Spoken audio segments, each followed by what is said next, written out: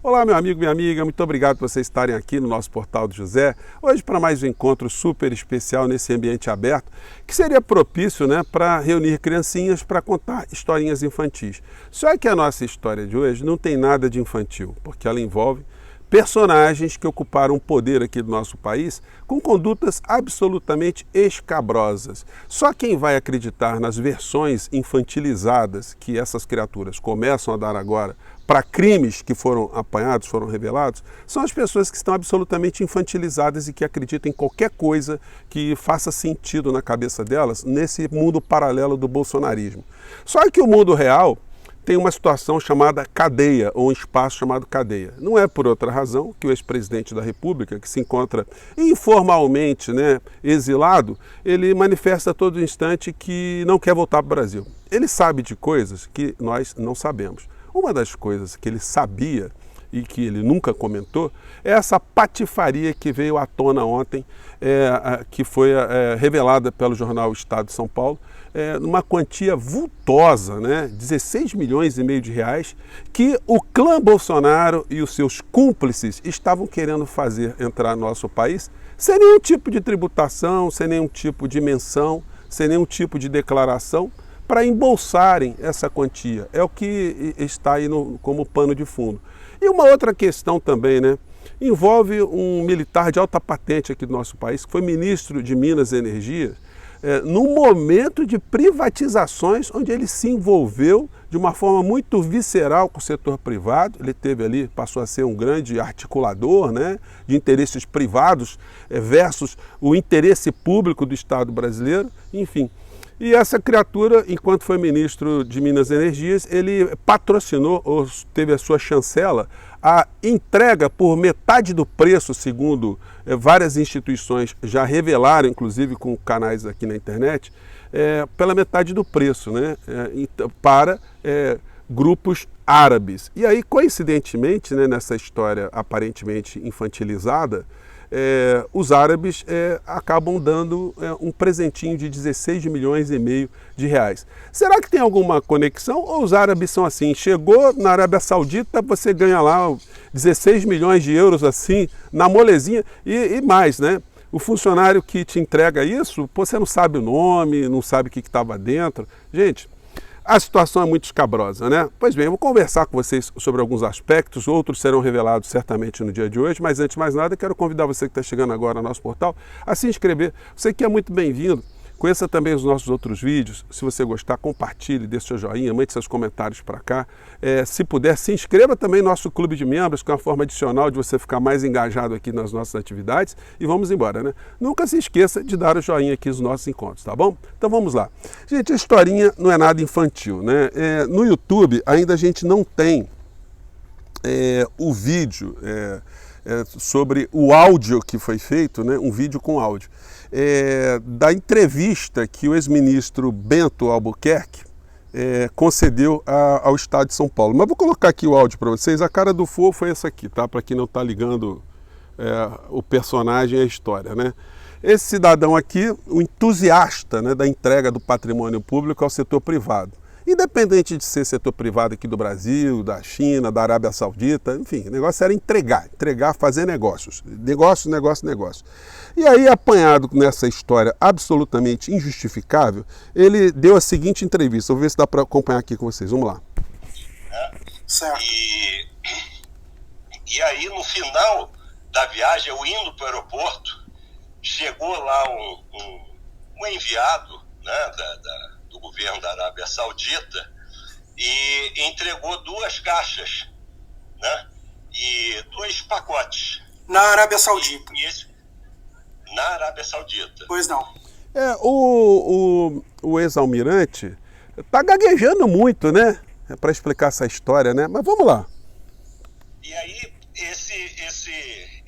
esses pacotes foram distribuídos nas malas, E uma ficou com o Marcos Soeiro e a outra eu não sei com que membro da comitiva, mas nenhum de nós sabíamos o que era aquelas caixas, Não é uma coisa maravilhosa você receber no estrangeiro caixas fechadas, coloca nas malas e embarca sem saber o que estava dentro, né? Detalhe, eles estavam em voos privados, tá? Eles não estavam em aviões da administração pública.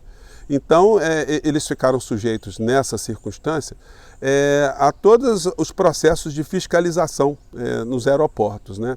Exceto essa questão aí envolvendo joias, porque isso aí, quando você está saindo de um país, o pente fino é muito menor do que quando você está entrando. Você coloca as coisas na mala, eventualmente pode passar uma coisa ou outra, né? Mas é a história sem pé nem cabeça, né? Mas vamos continuar aqui mais um pedaço do momento infantil, nada infantil. Vamos lá. E eu acho que foi o Marcos Soeiro que assinou o recibo daquilo. Quando ele foi passar pela Receita Federal, ele foi parado e aí passa no raio-x, né? Eu não estava com ele, passa no raio-x e aí disse, o que tem aqui dentro, né? Devem ter visto aqui. Ele disse, eu não sei, recebi isso, né? Da comitiva da Arábia Saudita. E aí, gente, a história, eu vou colocar para vocês o link. Quem é que seria capaz de acreditar numa história dessa, né?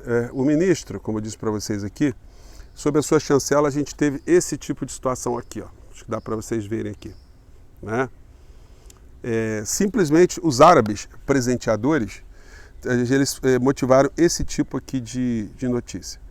Petrobras vendeu refinaria na Bahia pela metade do preço, aponta estudo. E quem arrematou foi um grupo árabe, né? Aqui é a foto ao fundo dos diamantes, né? Das pedras preciosas, né? Que estariam sendo endereçadas à primeira-dama do nosso país. Gente, é uma coleção de crimes gigantescos, né? Quando eu falo que o ministro ele funcionou como um grande lobista, né? É só a gente ver esse tipo de fala dele aqui numa entrevista que ele deu ao Canal Livre. Vamos ver se dá para pegar aqui uma. O que está previsto de investimento no orçamento de 2020 por parte do governo federal? No orçamento de 1,5 trilhão de reais, o governo federal vai ter 19, 20 bilhões de investimentos. Você acha que é possível para a União colocar 9 bilhões na Eletrobras? Zero de chance. Então, se permanecer dessa forma, a Eletrobras, que hoje tem 31% da geração, daqui a 10 anos vai ter 14%, 13% da geração. Então, gente, esse é o personagem fazendo discurso para entrega do patrimônio público. Entrega do patrimônio público de um modo que absolutamente compromete, né? A versão de que esse presentinho que foi dado de 16 milhões e meio de reais, gente. 16 milhões e meio de reais. Foi um mimozinho, um funcionário sem nome, não teve nenhum bilhete. Tudo indica, gente, que foi feita uma tramóia para esconder esses diamantes, essas joias. Por que não vieram oficialmente? Por que não vieram na aeronave do governo? Por que essa coisa foi terceirizada para um funcionário, né? O que na linguagem do crime ganha o apelido de bucha. Então no final da história a responsabilidade vai ser do bucha, só que a história não fecha por uma razão muito simples.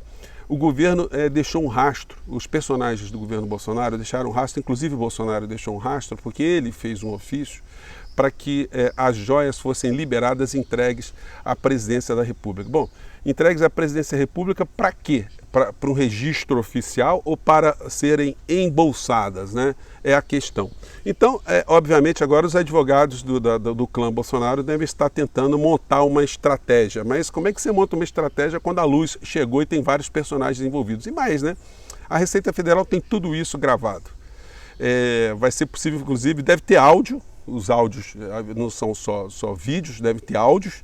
E essas situações são absolutamente reveladoras, né? E elas vão neutralizar qualquer tipo de versão que possa enganar, inclusive, algumas criancinhas ou criaturas adultas infantilizadas, mas não vai enganar a justiça e não vai enganar uma sentença. Essas criaturas hoje, elas não têm nenhum tipo de blindagem. Então, um juiz federal de primeira instância, ao tomar conhecimento dessas histórias, se fosse um traficante, Se fosse alguém apanhado com drogas, alguém apanhado com contrabando envolvendo grandes quantias de joia, ouro, qualquer coisa, qualquer juiz decretaria uma prisão preventiva dos envolvidos, dos suspeitos. Então, esse é o caminho natural. Ou então, nenhuma pessoa que esteja envolvida em nenhum tipo de situação criminosa poderá sofrer uma prisão preventiva. Qualquer versão de qualquer criminoso, qualquer situação, fica absolutamente funcionando como um habeas corpus preventivo, né?